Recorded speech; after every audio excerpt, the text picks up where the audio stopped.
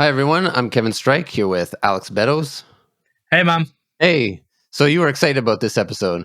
Yeah, Pablo Dominguez is an artist who I've paid a lot of attention to. And there's one thing, actually, before we get into Pablo, because the thing that made kind of like put him on the map a little bit was the ILM challenge. Mm-hmm.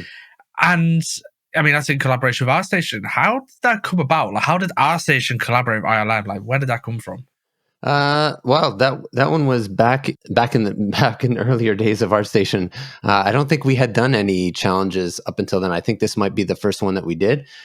It was based on a conversation that I was having with Sarah Alvarado. At the time, she was doing recruiting for ILM, and her and also with David Nakabayashi, they were trying to figure out a way to recruit for talent in a different kind of way. Like, hey, what's some new and unique way that we can recruit for talent instead of the usual ways that we do right now? We thought we were banging ideas at the conference and thought about this idea about having a challenge. What if we had a challenge? We have like participants, like artist participants, and we try to also run them through as part of the challenge, like what it's kind of like to work at ILM.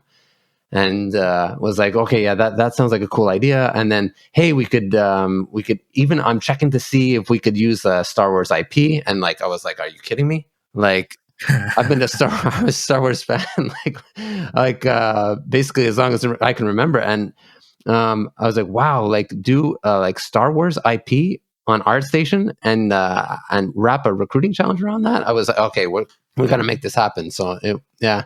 Anyway, it was and then it all kind of took off from there. Yeah, well, I mean, you're right. It is one way to find talent because that's how I guess everyone unearthed Pablo Dominguez. And I mean, that's one of the things which I was really excited to talk to him about was kind of like his career development, because it was kind of an exponential curve. Like he was posting this personal art, and then suddenly he's dropping film after film after film after film production, and I'm like, where's this guy come from? And that's hearing him talk about that development and the challenges. And there's one of the really interesting elements of this conversation. Whenever we hear about competitiveness, it's always demonized. Like we always see the negative side of competitiveness. And hearing Pablo talk about how he had like a very healthy competitiveness with his roommate at the time, and how it was a positive impact on him and his roommate and their careers and their art development. It's a breath of fresh air, because whenever we hear about that side of things, it's always demonized. And I think it's short-sighted to see competitiveness as just a negative. So to hear him talk about, a successful artist talk about that was a real breath of fresh air for me. Yeah, no, I enjoyed hearing about, as you mentioned, about the amount of artwork that Pablo is pumping out, and the quality bar that he's setting each time is incredible. And it was cool to hear about like his thought process behind that. What does he think about when he's posting his portfolio? Like, what kind of pieces does he want to put on his portfolio? How does he think about that? That was kind of cool too to hear about. Yeah, and then there's also, he's now with Terraform Studios, and it's like, there's Vinny in there, there's Pablo. It's like all these absolute powerhouse artists under this one roof. And, it's just, getting a chance to speak to him and just go, because he's had, like I said, a very exponential rise to being a very prominent artist. And I think the whole conversation about, like we said, portfolios and stuff like that, he's recently done that. So it's really interesting, because sometimes you speak to like industry veterans, and it's like, oh yeah, I did this like 10 years ago, like, and this is what I did. And it's like, it's a little bit, it's an older way of maybe thinking and doing things. Pablo's did it recently. So everyone listening, this is like fresh information and fresh knowledge. It's going to be really useful to their developments. It's current. Like, that's one of the best things about it. It's current information. Yeah. The meteoric rise, I think we talked about that, of his of his career, and how fast it is taken off is great. Love the conversation. Hope you do too. So with that, we'll just jump right into the episode. Hi, Pablo. Thanks so much for coming on the show. Hello. Thank you to have me here, guys. Yeah, it's so great. We haven't met really before, and heard a lot of great things about you and seen your work.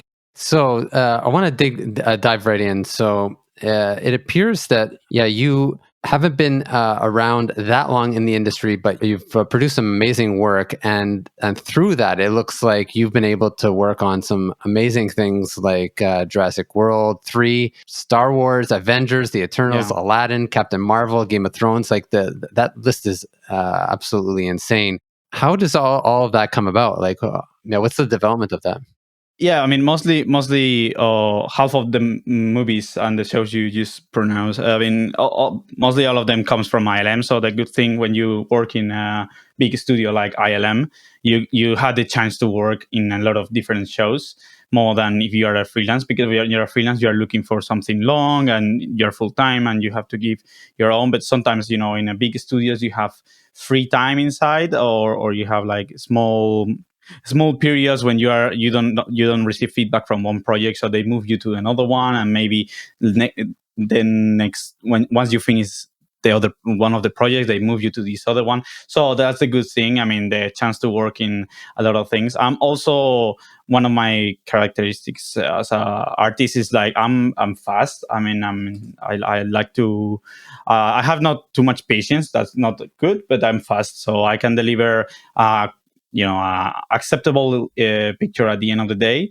Maybe if you keep me in that picture for 3 weeks, I mean, I'm become more lazy. But when you give me some fresh stuff, I'm very fast, and I'm really passionate about it. So when I've got something new, I just go straight to it, and I need to visualize as soon as possible what I have in my mind. Even though maybe your art director then later is like change something or whatever, which is completely fine because it's the job, and maybe I'm off in some of the stuff I'm putting in my pictures. But yeah, mostly is because of that I get the chance to work in so many movies in ILM, thanks to Ashley, Jason, and Steve, who they give me, and Jen and Nak, they give me all the stuff and all this opportunity to work in a lot of stuff, which was amazing. The rest of the projects, I mean, there's not too much career before ILM for me in some kind of way. There's like DreamWorks, Marvel, Captain Marvel. That was, for example, pre-production, and I was 6 months only doing that movie. Now, for example, when you're in ILM, sometimes you are like, so one of the days you have a different project or something like that. I guess the other studios are similar. I mean, I didn't be in any of them, but probably they are quite similar in terms of like more variety of work when you are working in-house than when you are doing freelancing, in my experience. Is that what you like? Do you like? Is that what you like maybe about studios? Is the diversity of work, or is there something else? Yeah, I mean, right now, for example, I'm not in a studio. I'm freelancing for Terraform. But because now I feel so comfortable working from home, and I want to give a go to just freelance, just to give a go. But I mean, I quite like the fact that you go every day to the office and you don't know what's going to happen today. Like, I mean, sometimes you know what's going to happen, but when you are like in this period when you are finishing a project and you're like, oh, what's the next one? In terms of like when you're freelancing, you have to be you're reaching out clients or just waiting somebody to send you a job, which is like very, very cool to work in house, that have that opportunity to just go to the office and you don't know what's going to happen. Hasn't it been odd for you, like, with someone like, so you've kind of blew up, there's like a point in time where you just sort of like burst onto the scene, and I've noticed this with like a lot of artists. It's kind of you kind of chugging along and you're generating a lot of work, you're producing a lot of work, and then it's like a point in time where something happens, and then like you kind of get some work, and then you do a little bit better, and you get exponential curve of the amount of work you get, and you kind of ramp up, and you get to this point now where I imagine you've constantly got people contacting like, hey, are you available? What's your availability? Yeah. And this is kind of normal, I guess, for any artist that has that big, that big standout moment. Mm-hmm. How's that been to like kind of, I guess, live through? Because you've, like I said, short space of time, you've worked on a lot of stuff. Yeah. And it's been like a bit of a meteoric rise. How's that been for you as a person, as an artist? Because I guess there's a few things you got to contend with. You've got to contend with, the mental pressures of just, keeping your own personality, your ego in check. Because every artist, we all are ego-driven artists. That's just the nature of it. Mm-hmm. And that, but then also keeping opportunities in checks. I know that's something I struggle with. Is when there's opportunities coming at your door, you can't take everything. You have to turn some stuff down. And I imagine someone like you who can work very fast, that's probably quite a difficult challenge. Yeah, I mean, it's always hard to reject some projects. I mean, since I'm freelance, I'm discovering this kind of like I had it before. Obviously, but I had like a freelance increase when I was at ILM. I had to reject it because I was working there. But now I have the opportunity to accept everything. But it's like, okay, did they have 24 hours and I need 8 for sleep and at least like. But when you take more than, for example, one project and then one side project with a long deadline, that's very cool. But I try to avoid the fact like I've got like 2 big projects at the same time, because I think I'm trying to avoid that now as a freelance, because I think it will crush my brain. Like, because as I said, that like I'm super into a project, so if I have to do two amazing pictures the same day, is going to in completely different ways, like, because if it's in the same project, you already know the style, you already know kind of like what the client wants, the director or the creative director wants. But if you are in a completely different project, you can be like and you can be overwhelmed about the work. So that's why it's a hard decision sometimes. Obviously, we have to be kind in the emails and everything. So I always try to keep the contact with these big clients when they reach me. So like, hey man, I mean they normally understand perfectly. Like, it's just a job and I'm busy. I cannot take it, even though it hurts myself not take it. But I have to leave it go. And for the next, maybe the next, for example, right now I'm working on a project I was reached before and I had to reject it, and now I'm in. So it's good. And in some kind of way happens the same when I was at ILM. My first offer I received for ILM, I had to reject it because I was starting on Captain Marvel. Like literally the 2 weeks before I started in the project, they reached me out and I was like, God damn it, this is my dream.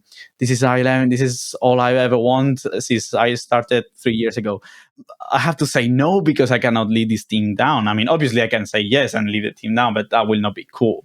You have to commit to one of the projects, and then once you finish, I just reached them out again. And actually they told me like there's no space anymore when I finished Captain Marvel, and I was quite sad, like, oh, okay, the opportunity is gone. But then literally like 2 days later, they told me like, oh yeah, finally we have a place. So I don't know what happened there, but I want to work with you. Yeah.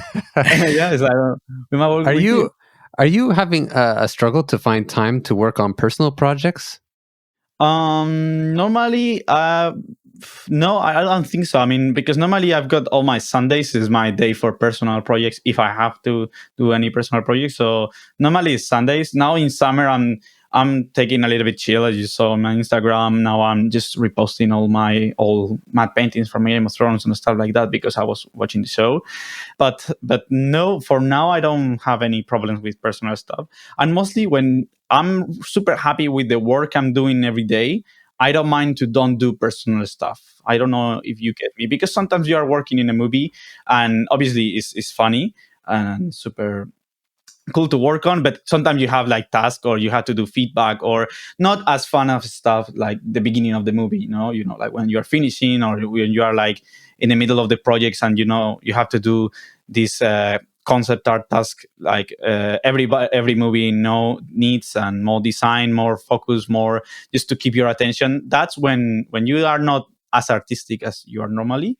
That's when in my case, I normally do a lot of personal work, because during my 8 hours per day, I'm just looking at the screen and just doing all the things I can do best. But it's like very technical in some kind of way. I don't know if that makes sense. Like, imagine you do a sketch which is like very artistic, and then you have to do the high-res version with all the details like a matte painting. So that's like a little bit more boring in some kind of way. I mean, it's cool to do it, but it's just like the process. Like, okay, I take this picture, I just adjust the colors, I mask it, and just more technical stuff. So when I'm doing that, my brain is thinking on, I'm going to arrive home and I'm going to do a personal piece, an amazing one, completely different from what I'm doing at work. That's kind of how my brain works. But how do you manage then, I guess, the mental bandwidth side of things? Because, when you're doing art, let's say for me personally, I can't do art all day. Like, okay, from minute to one. If I'm working all day, I juggle it between like teaching, any business side of stuff, admin, and then like art. And that's me. And that's the way my mental bandwidth works. how does that affect you? Because you're doing like, project plus side project plus any personal stuff, which is all probably art related. Do you have to like offset it with different types of tasks? Because I know that's how I kind of keep myself from not getting burnt out. How does that affect you? For me, I actually don't have like a clear answer for that. I mean, I have to think about more an answer. So it will be mostly like, because I am a kind of competitive, like I mean, for example, when I was living with my friend Pablo, two artists in the same house. So imagine you see him in the screen doing a personal piece, and he's like, "Oh no, you cheeky! I'm going to do one now." So that's like a competition. In this case, I'm not living with him anymore. But even though when I see Instagram or I see ArtStation and I see somebody post a new picture, I'm like, "Oh god damn it, he's really good! I need to be as good as him." So that's why I get motivated, even though if I come from a burnout from work, like you're a little bit burned from the work. I just saw a piece on ArtStation from somebody, and I'm it's a challenge to myself. Like, I need to not beat him, because obviously there's so many people way better than me, and it's going to be super difficult in competition talking beat them. But obviously this is not a competition, this is art, so everybody can do whatever they want. So that's kind of my thing, like, in competitive person in a healthy way, like, oh, I need to see if I can be as good as him at some point, or at least 80% or 70% as good as him. Then you see Craig Mullins post, and then you cry in the corner. Dude, actually, this is the thing I say to a lot of artists I mentor. I'm like, go find peer groups, like hang out in Discord together, speak to each other, because I actually encourage this type of stuff, the competitive side of stuff, and not in a way of like, oh, I want to beat that person. You get inspired, like someone does something really cool, and you get fired up and go, he's doing something good, and I can do something good, so I should do something. And it's actually one of the big things I push, because I think it's so healthy. I feel like it's good. You should be wanting to better yourselves. You should be surrounding yourself. And that's the other thing, I guess. If you surround yourself with good artists, or good people, should I say, they will bring out the best in you, whether that means they inspire you to do work, or they like you enough to critique you in the way that you need. That sort of stuff. It's interesting to say competitive. You said it. You said you're competitive. And you kind of, do you think people see that as a negative? Because you said it in a certain way where I feel like people might hear that and go, oh, competitiveness within art, there's no place for that. But I think there is. I think there is that element with every artist, isn't there? Yeah.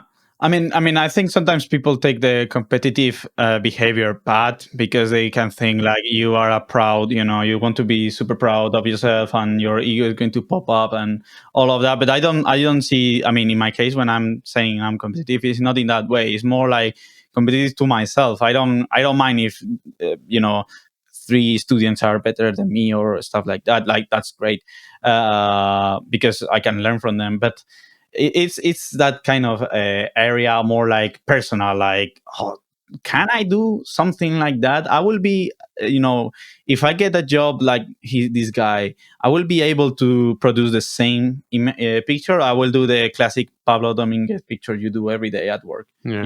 So it's something that you're seeing online, that a specific skill that you're seeing. You're like, oh, I would like to explore to see if I can do that. And then it's helping you to get better as an artist, because you are then going and exploring that and trying to do the same thing. And it's not about like chasing likes or comments on social media. No. It's seeing the artistic skill and, okay, what do I have to learn to do better? Yeah, totally. And even though, for example, I love John Park's sketches and studies and all of that, and I try to watch his podcast and watch his everything to try to be as good as him on sketching, because now, I mean, me and almost the industry is driven to 3D and full 3D stuff, which I'm completely fine for work. But as a personal stuff, normally I like more painterly than realistic and photographic. So that's why when I saw him just making a post like, I studied today, and I'm just go to my computer, I try it, and sometimes I even try it. I'm not posting anything, but it's just like, for me, I try to mimic his painting, like study how he's painting and how he works. Same with Jamie and Jamie Jones and Craig and Jama, all of this painterly style they have. I mean, I really, really like it. So I always try to apply that, even though I know for a client, normally I will go just to the my secure field, like realistic and very photographic feeling. even, I mean, if the client asks me for something more sketchy and more painted, I'm super happy to do it. But I always let them know, like, it will took me probably more time to get something painterly good looking than a realistic good looking. I mean, at least for me. I mean, it sounds weird because some people is the opposite. Some people can do quick painting and then they can spend hours and hours to make something super realistic. But with the tools we have these days, like Megascans, Photobus, Blender, Octane, and ZBrush, and all of that, for me, get a high realistic picture is not as difficult, as a beautiful sketch with every stroke in every brush stroke in the place, and every piece of the painting like perfect, like almost like a master painting from a museum. You can feel it. Like I always say, like, I love Sorolla, and the way he paints, man, the way he does the strokes is like super smart. And Sargent too is like almost like a science of process. Like, yeah, this type of brushes are for this, and this type of brush strokes are for skin, and these colors, and the way that works is incredible. So, and I think, for example, John Park and Nick Jindrox too, they have this kind of super painterly feeling, and I really love it. One thing though, so just to come back to it's not competitiveness, but when I first sort of really started seeing some of your work was from your challenges you do. Okay. The ILM art challenges, you did the Ancient Civilizations, you did Beyond Human. Why? So I guess start with the ILM stuff. Why did you take part in these? Like, as an artist, because when I speak to artists, we all do it for different reasons. I've took part in challenges. I know a lot of my peers have.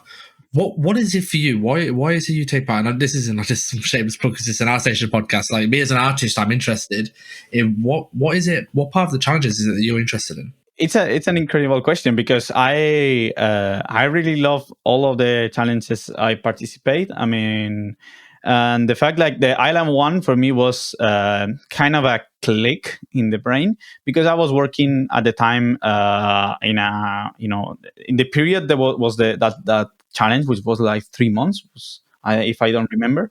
So my career was literally from in that period. While I was doing the challenge, I was doing my first illustrations as a job, like for a card game, like a police card game. I don't know. I don't remember the name of the game, actually. I'm sorry. But it was my first commission work for anything in the industry. So I was just taking super seriously. Obviously, it's your first job. I mean, you're earning money with your drawings, which was amazing for me. And I was in the uni. And then I saw the ILM challenge, and I was thinking, like, okay, it's impossible for me to win, because I started literally a year and a half ago to paint in Photoshop. So it's 100% impossible. And actually, people with 3D knowledge, they are going to beat me so bad.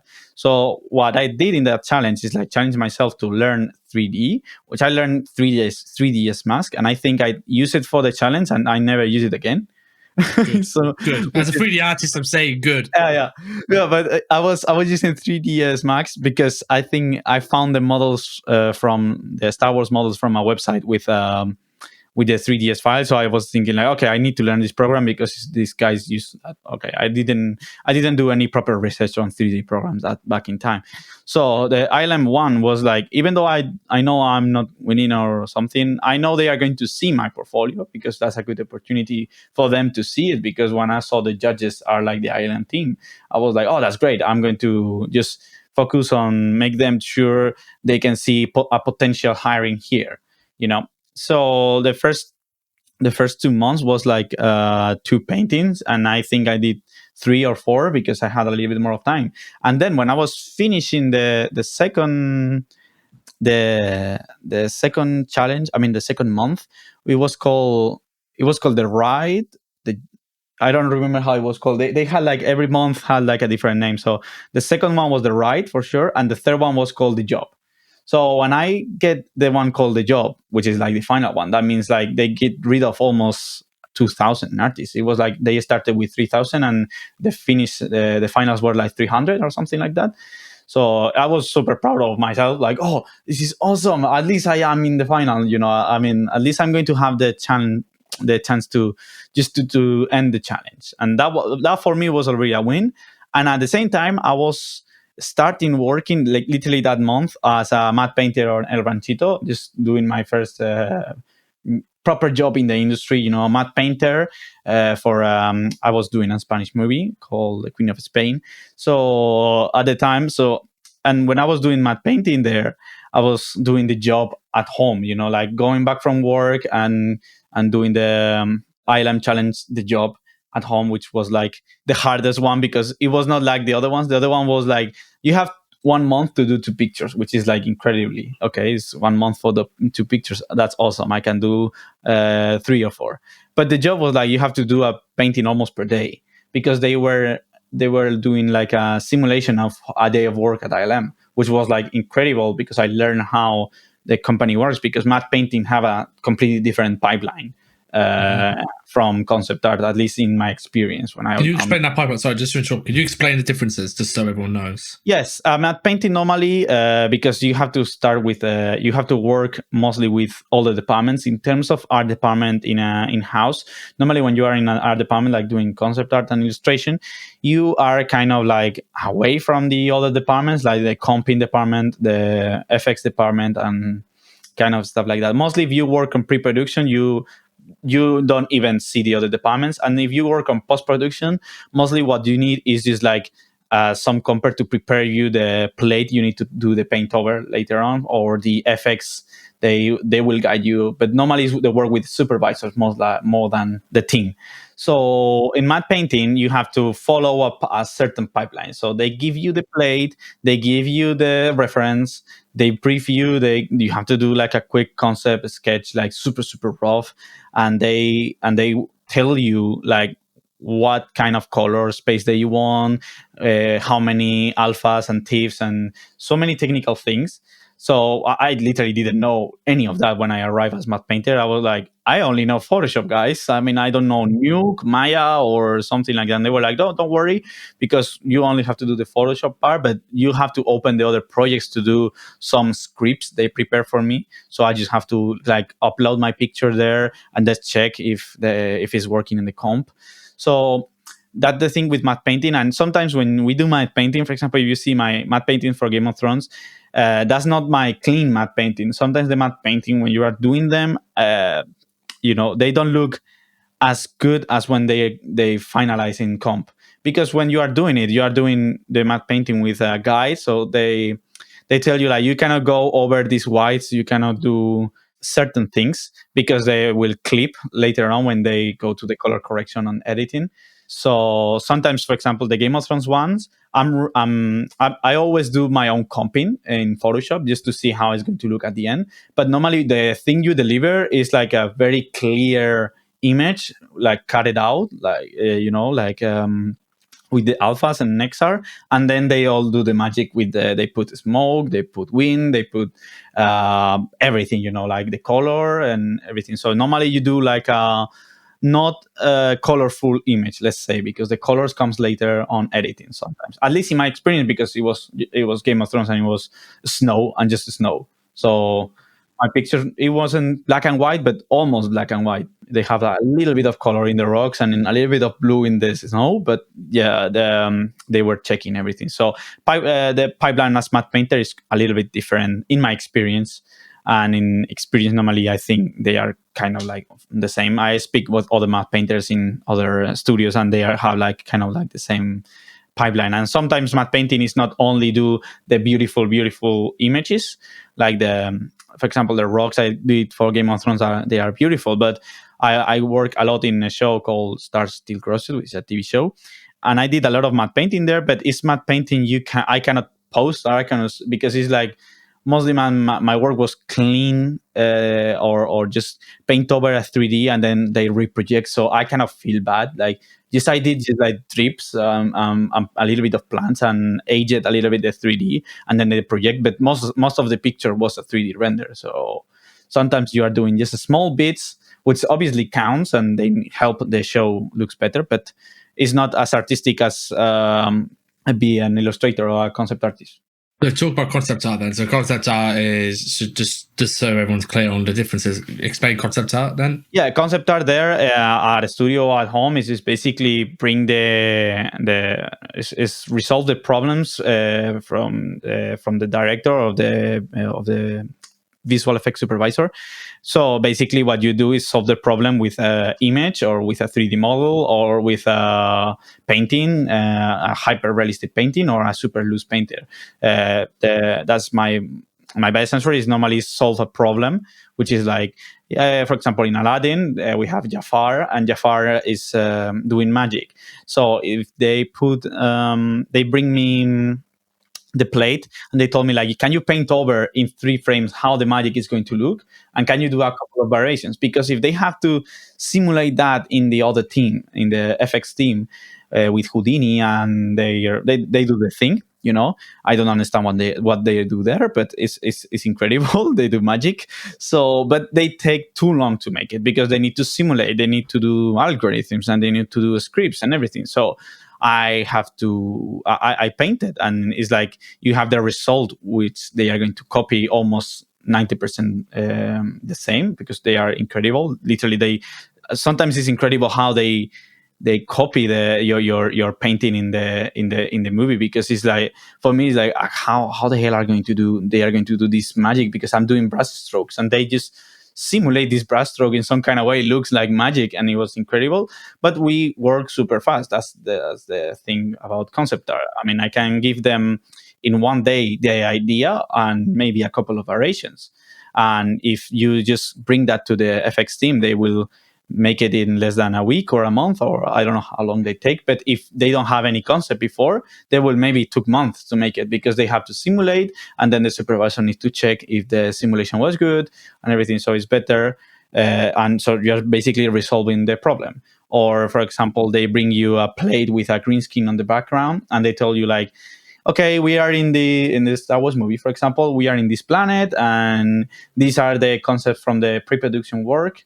So basically, in pre-production, you just imagine everything before the movie shooted, and then in post-production, you work when the movie is already shooted. So in post-production, in this case, my example, they bring you the plate, which is like the plate with the green screen, the actors just doing the thing, and then you just do a paint over on the top. Just take the green screen out, and you do a paint over just to visualize how it's going to look that in the movie. And then the generalist and the 3D team, they will build it. The lighting team will put the light, and then comping, and all the process will be done. So in some kind of way, it's like the beginning of the beginning in pre-production, and then is the beginning of the VFX in post-production. So it's kind of way solving the problems from the first moment, let's say. Yeah. Yeah, that's a really good explanation, because there's sometimes misconceptions about what concept art is and what it means. That's really, really good explanation. I'd like to, I've been wanting to ask you how you decide what you post online. Yeah, what goes through your mind? I'm sure there's lots of work that you do that never goes online, but how do you craft and decide on what you post online? What I post online normally, it's usually is my recent stuff. Like, so I just made a painting and I just literally posted like the next day or the day if it's soon. I mean, obviously, if I finish the painting at 1 a.m., I'm not going to post it because nobody's going to see it. But well, people in the other side of the world maybe, but almost my friends and everything are in Europe, so or United States. So if I post very very late, they will miss it. So I will try to just post on regular hours like lunchtime or 6 p.m. something like that. And I normally post the stuff I never posted on internet before on ArtStation. Mostly is my posts on ArtStation are mostly professional work and the stuff I want my clients to see. And Instagram is a little bit more open. In Instagram, I have the space to post all the sketches and more daily and more updated. So in ArtStation, normally I think I do a post every month or every 2 months. I don't remember now. Like personal stuff normally is one per month or one per 2 months. And if I had the chance and I get the approval from a client to post client work, obviously I'm so happy to post it, But that's when I try to just decide like, okay, I'm going to wait for I don't have anything to do, so I can I mean, I don't have any personal paintings, so I can post client stuff I get approved. So sometimes I don't post the client stuff until I don't have any personal, for example. Yeah, and I feel my ArtStation has been a desert for 2 months. So it's like, okay, I'm going to just to post this DreamWorks stuff. I get it got approved like two months before, and now is a good time to post them. I guess that's my process. On ArtStation, normally more chill and more professional, organized, and Instagram is more just like everything. Do you give thought to what you post online to show the variety in your skills, or is it that you are posting like the stuff that you feel is the highest quality for what it is, or as what you said, maybe it's just also showing what you've done professionally, but also personally. But yeah, the types of work that you're trying to put on online. Yeah, it's a good question. I mean, it's going to be again the answer ArtStation Instagram, Facebook, and everything. So ArtStation for me is the professional one. So in that one, I try to post everything I feel is professional, even though if it's a sketch or a first thought. I just want to show the good stuff in some kind of way, I mean, if I'm doing sketches here on my actually I've got the ArtStation from the challenges on my sketchbook, nice. And all of this like. My sketchbook is it's not this kind of like when you go to a convention and people with the sketchbook, you open them and they are like incredible drawings. Mines are not. Mines are like just quick thoughts and just in the way just to clear my mind before to go to 3D or go to Photoshop. So all of that, nobody's seeing it. And sometimes you can see it on Instagram on my stories because I'm just posting just to ask feedback or something. But normally I try to be super professional in ArtStation, and in Instagram I try different things sometimes. Like for example, my study sketches, I post them on ArtStation when I've got like a bunch of them, so I can make a big post with all the sketches. So it's going to be like a ArtStation post only for sketches. So if a client see that thing, it's like, okay, this post is only sketches. And then you have my better projects in some kind of way. Even though sometimes people love the sketches and they react better for the sketches, but in my mind, is like ArtStation needs to be my professional portfolio because it's the only portfolio I've got. I don't have a website or something, so I use directly ArtStation. If somebody asks me, I send my ArtStation link. And Instagram, I sometimes post stuff I'm not happy to post on ArtStation as professional, but in Instagram I give it a go sometimes. But I never delete. That's a thing I do. I never delete. So I was just about to get onto this. So this is an interesting topic because one of the reasons I'm super hyped about this podcast is like I get to speak to people outside of my bubble. So I work in being in environment art. I only speak to really environment artists or people within that close field. Mm-hmm. Now, we always discuss this when we review portfolios, like when we're reviewing student portfolios, about when to remove work. This work does not represent you. You should remove this. This shows this to me. Like, for example, like, oh, you have a lot of characters on your portfolio. Do you want to be a character artist? No. Okay, well, you probably should think about removing that. Exactly. Now, for concept art, what's the mentality? You have your portfolio. You have a very vast portfolio of high-quality work. At any point in your ArtStation, do you go, I want to remove this? And if you do, like, what's driving you curating your portfolio? Yeah, I mean, as I said, in Instagram, I don't delete nothing because I don't care too much Instagram. But ArtStation is the only place I deleted once because I was going to Tier 2 on 2017. And my portfolio was basically everything. I was posting, I was doing my daily practice, and I was literally doing a painting and post it on ArtStation, doing a painting and post it just to get feedback and to see if any company wants to reach me because I didn't have any job or something. Or even though when I get my first job as an illustrator in this card game, I was doing the same, just doing a painting on my free time and post it. But once I get my first job on El Ranchito, that's when my skills in some kind of way push them up, even though I was doing matte painting, not concept art. But I learned so much just from other people. And I learned so much only from the pipeline of how a movie works, how a movie gets shooted, how everything works. Because before, you don't know nothing. You are like a student and you don't know how it works. And you don't know what's going to be just to work in the one day at ILM or at any VFX house. So as soon as I saw that, it's like, okay, maybe I need to start, organizing my portfolio if another company saw me, because even though I was really happy being matte painter at El Ranchito, my goal was always concept art. And even though they knew that, I mean, I'm always super pleased to Felix, because he is the creative director there and one of the CEOs. He was always trying to get me concept art. So sometimes we get concept art tasks, and I was the only one doing concept art in that place by the time. But it was very rare. Normally it was matte painting. So I was focused on have a more concept art and illustrator portfolio.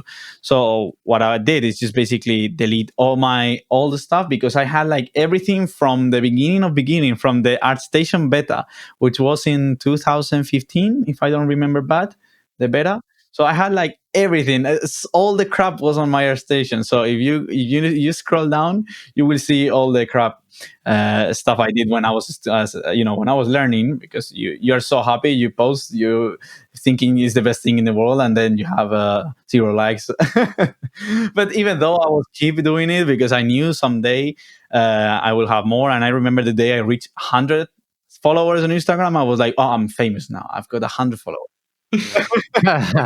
and that's when when I started on El Ranchito, and I was focused my portfolio for that tier 2 just to get a job as a concept artist in any of the companies, is when I basically delete almost all the pictures I thought they were not good enough, or I thought maybe they were like a little bit low level or so lazy or something like that. So I was focusing my new portfolio in some kind of way in another thing. But I still haven't got a couple of pieces from back in time, which I'm like, I think they are okay. I mean, obviously now I'm seeing them and it's like, okay, I will do way better now, because actually when I started, as almost everybody, use photos is a sin, use 3D is a sin. You have to be everything painted and draw it. So that was my first step. So until I started as matte painter, I was not using almost 3D, and I was using photo bashing just because I was doing.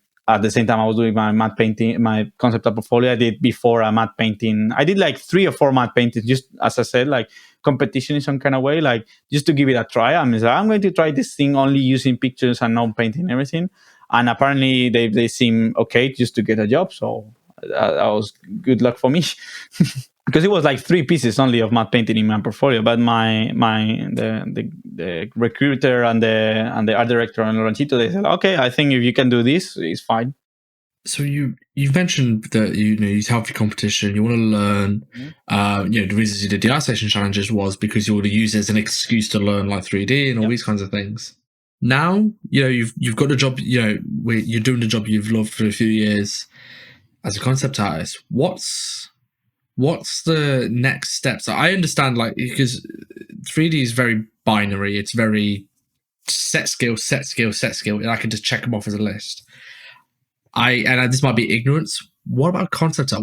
What drives concept artists? Once they reach the point where you're like a professional concept artist, what is the driving factor, or what are the criteria for getting better? Like, is there skills you look into? Is there particular mediums you look into? Like, what's the next steps for development?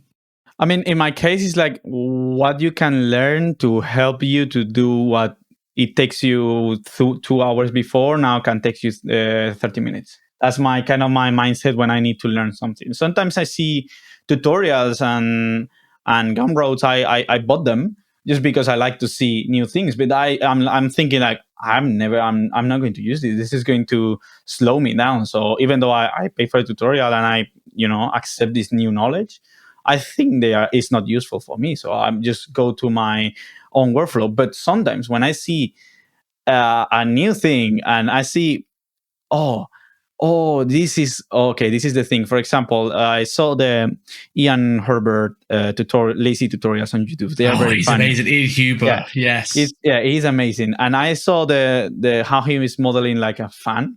And I saw he modeled it. And I didn't care about the modeling process because I've got my own modeling process in ZBrush, which is a little bit weird, but I do hard poly, low poly, everything in ZBrush. But I saw the projecting thing he does with the pictures, and I was like, okay, that is something I can use.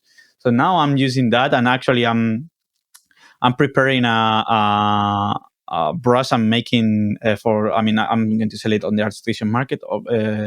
Is like a low poly fur. I did like a post the other day with a cute doggy. So that's a brush I'm just working on, and it's kind of thanks to that technique I discovered how to do, and then how to do something. So I think like, okay, with this technique and this other thing I know, I can do this, and I can get this low poly fur very quickly. So I'm just developing that thing, and that actually is another point. I'm just learning a new tool. I'm learning for myself a new process, which is really cool. You know, when you're like discovering stuff on your own, sometimes it's very good, because sometimes I get people on ArtStation or Instagram asking me like, okay, I post something and they say like literally, oh, it looks fantastic, when is the tutorial out? And I'm like, just see the picture and try to discover how he made it. I mean, at some point is how I learn. I mean, my only tutorial I just bought because I didn't have any good money when I was a student, and I had all my money goes to the uni and all of that. I have my Gumroad from Eitan Sana was for like $5. So I just watch it and watch it and watch it and over. And I think I learned more from just the PSD and discovering how it's working than the video itself. The video was great, obviously, and Eitan is a great artist. But the PSD for me was a discover. It was like, wow, he does all of that in the PSD, and he does that. Same with the PSD. Maciej Kuchara released a free PSD back in time, and I again, just with the PSD, I learned it a lot, because it's in some kind of way you are learning the steps of the artist, and that's something I recommend to the people. Just even though go to a museum and see how the painter is doing the painting, not just be amazing like, oh, this is an amazing painting, and just look at it as a picture. It's just to get closer and see how the thinking of the artist is behind the painting, you know. And that's kind of how I normally work in terms of learning. So I try to analyze how the artist works. Sometimes, obviously, it's like, I don't know how he's doing that. I need a tutorial, because I cannot see the puzzle here. But mostly the tutorials, normally I bought them if they show something I can do quicker. For example, when I discovered the Eevee blender, I was like, oh, okay, that thing. Okay, I can have real time. I just try it, because actually the good thing of Eevee is free. I just try it quickly without any tutorial, without nothing. I just have like Timothy there. I mean, good thing about being in studios, like you have another concept artist who you can learn from techniques, and you learn a lot of things.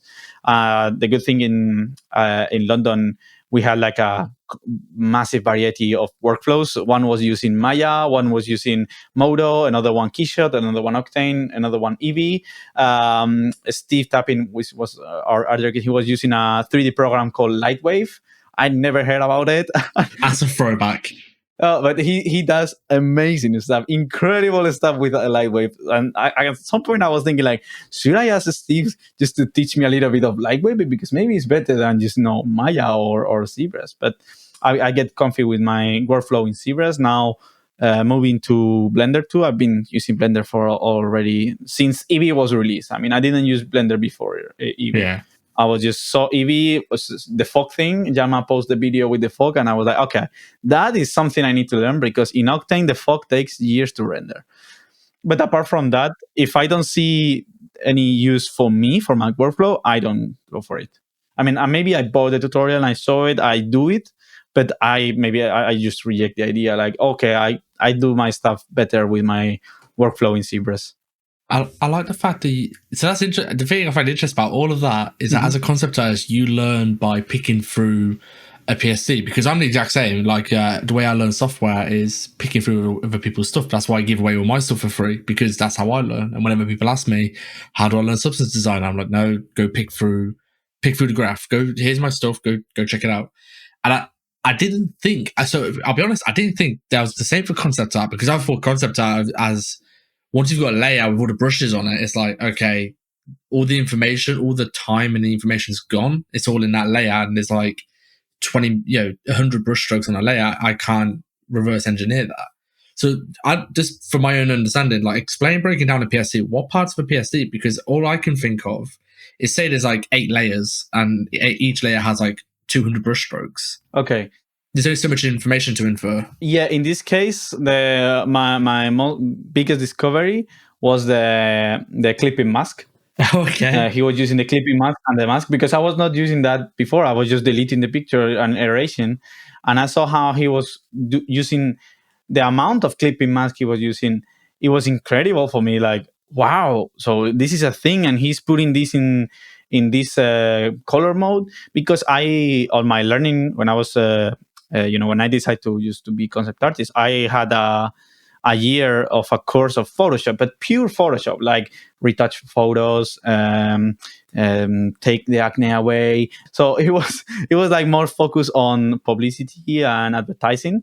So I just knew Photoshop very well, but I didn't never think about you can use all of these weird photographic tools just for art. Because in my mind, I literally spent a year using Photoshop, like with a mask and only multiplied mode for the shadows. That's the only mode I was using. And then the rest, it was painting. Then I discovered screen mode and color dodge. And I was like, oh, so Ethan is using a layer with screen mode to put more light, and the layer is with a texture. So it's giving you that vibration on the color. So when I was looking at the PSD, I was not just looking the layers, putting in and out. I was just putting the layer on his original, on normal mode, just to see how it was looking. Even though taking off the clipping mask, taking off the mask, and see what he was using at the beginning and how he ended up. So that's some kind of way what I was learning and what I was picking it. And even though with it helps me a lot to take the fear for the pictures, because I was scared to use so many pictures and people be like, because I honestly, when I was starting and I saw, for example, when I started, when The Last of Us 1 was came out. So that's kind of like a year later than I started. So I was looking at the art book because my mother gave me the art book for my birthday. And I was looking at it and like, how they paint this, like this is extremely detailed. And I was mind blown, like how the hell they do all the cars like so perfect. And because the grass is fine, but the buildings, the bricks, they are painting everything one by one, like just with patience. Like they're this amazing. Is how they do that. And I spent a year using Photoshop, knowing how Photoshop works and knowing how I can retouch pictures. But in my mind, like painting is painting, so I use Photoshop only for painting. Any of the other options are, forbidden for me. I cannot use them because that will be cheating and that will be not good. So I was just painting. So I was seeing, for example, he had like a picture of the clouds and he didn't paint over nothing. It was like just like picture, boom. He just made like a new layer on the top with a little bit of smudge tool, and that was it. And I was like, okay.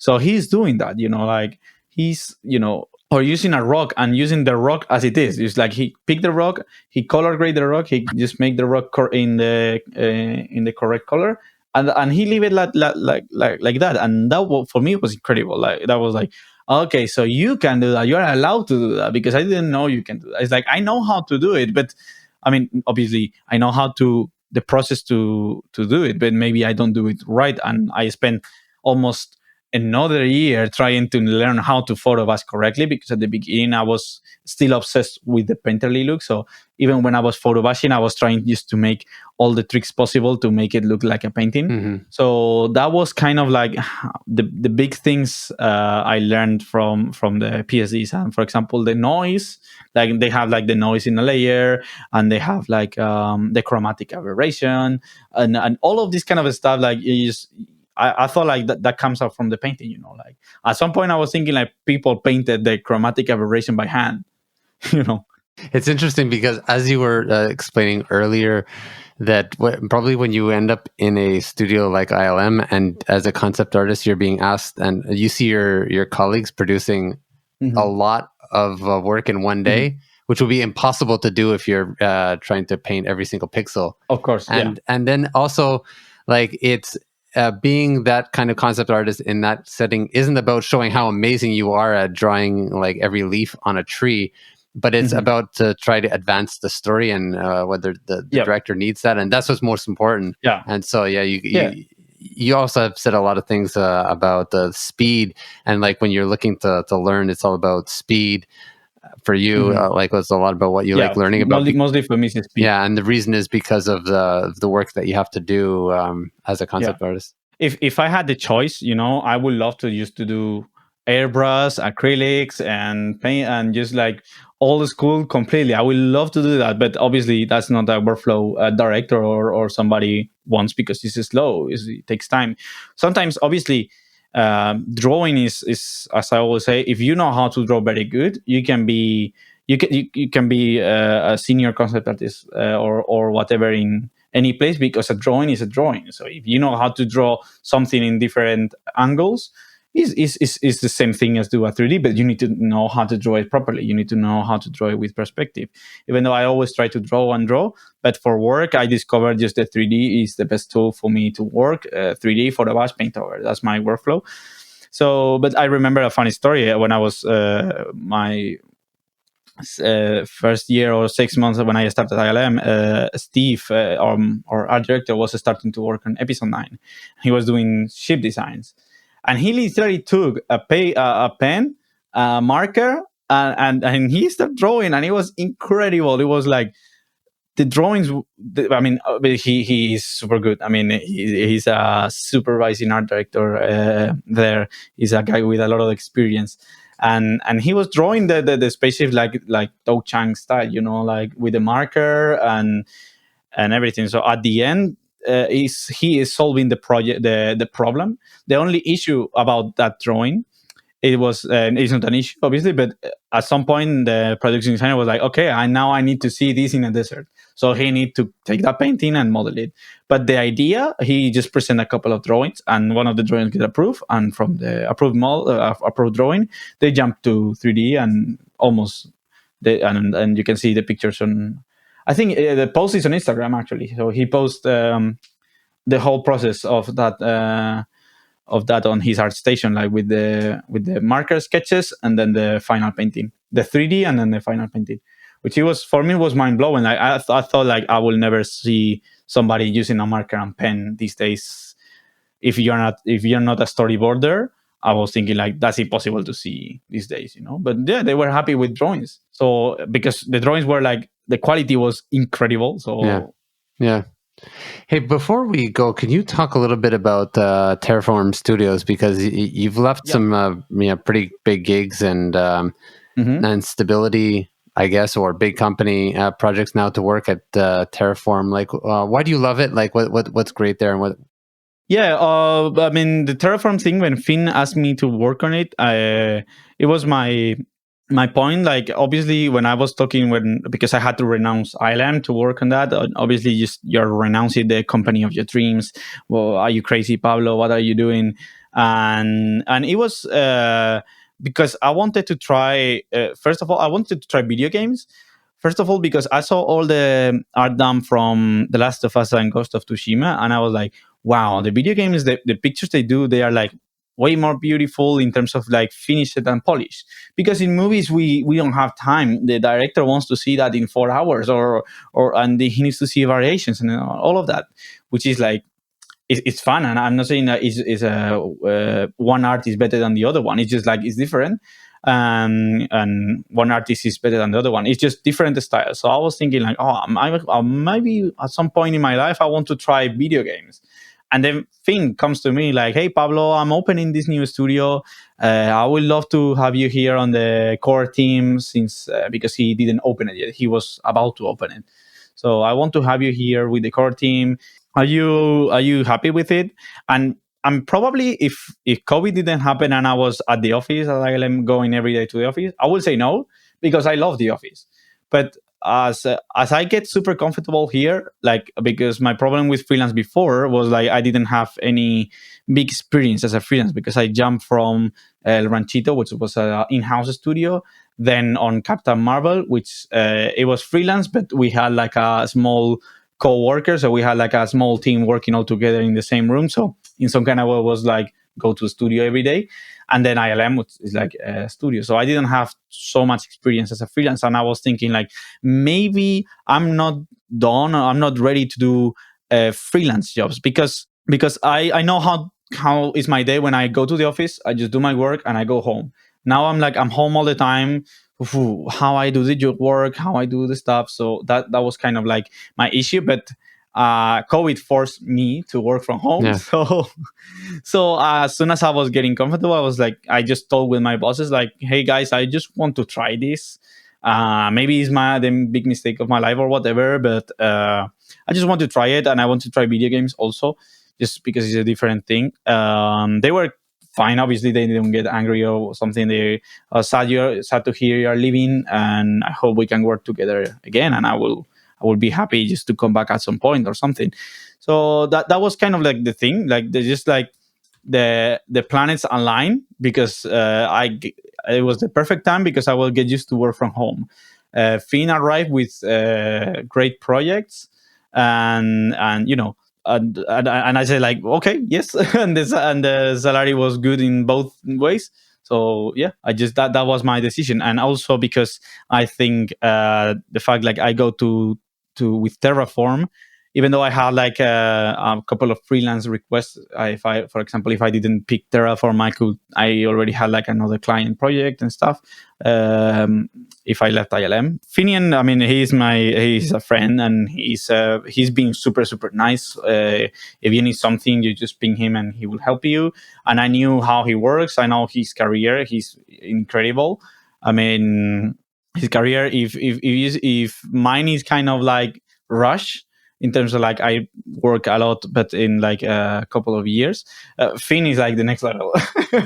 He's like the next level. So knowing that, I like, okay, if this guy is on charts, that's a good place to start as a freelance. And I'm really, really happy working with him there. I mean, we have like a very cool projects coming on. Obviously, I cannot say nothing. And yeah, I mean, it was kind of like all the things to go freelance in that. It was literally in a week. Everything comes in a week, and I was like, okay, perfect. Yeah. And I was finishing one project at ILM actually, so it was the perfect moment just to leave. Yeah, so it sounds exciting, and time in your life maybe to try something like that. And it's, you never know what can happen in the future too. And I'm looking forward to seeing what comes out of the studio as well. It's pretty exciting, and you have a really talented group of people. Yeah. Okay. Well, you have your ArtStation, which is followed by a lot of people, and but for sure, if you're listening, and for sure follow Pablo on ArtStation. You also have, as you mentioned, you have some tutorials that are helpful, and probably more that will be coming up, and prints as well. Like if you're looking to decorate your home or office or something, there's some really nice prints that Pablo has put up on his ArtStation. Follow on Instagram as well, like as you were mentioning, just to get some works in progress and like more frequent updates and stuff like that. Follow Pablo on Instagram. Is there anything I'm missing? Is there other ways that people should reach out to you? I mean, just like I've got a couple of free stuff on my ArtStation market, and a couple of models you can buy them. I mean, they are not. I try to make them affordable, because they are not like they are very ready for concept art, not obviously for animation or something like that. They are the models I use in my painting, so I just sell them and share it with everybody, because they are. I think people can do cool things with them. I sell a little bit on the market, and you have like one set free and another photo ref pack free, and I'm going to release another one soon. I'm preparing it, and it's free also too. So you just make sure you have it. It's free. Yeah, perfect. Yeah, they can't be better. Yes, thank you so much, Pablo, for your time. It's been a really pleasure to talk to you and to learn more about your story. So thanks for coming on, and I hope we can chat again sometime. Thank you to have me here. See you on ArtStation.com, the global hub for creative professionals. You've been listening to the ArtStation podcast. Hit subscribe so that you don't miss an episode. And please leave a rating and review for the podcast. We promise we'll read them all. See you next time.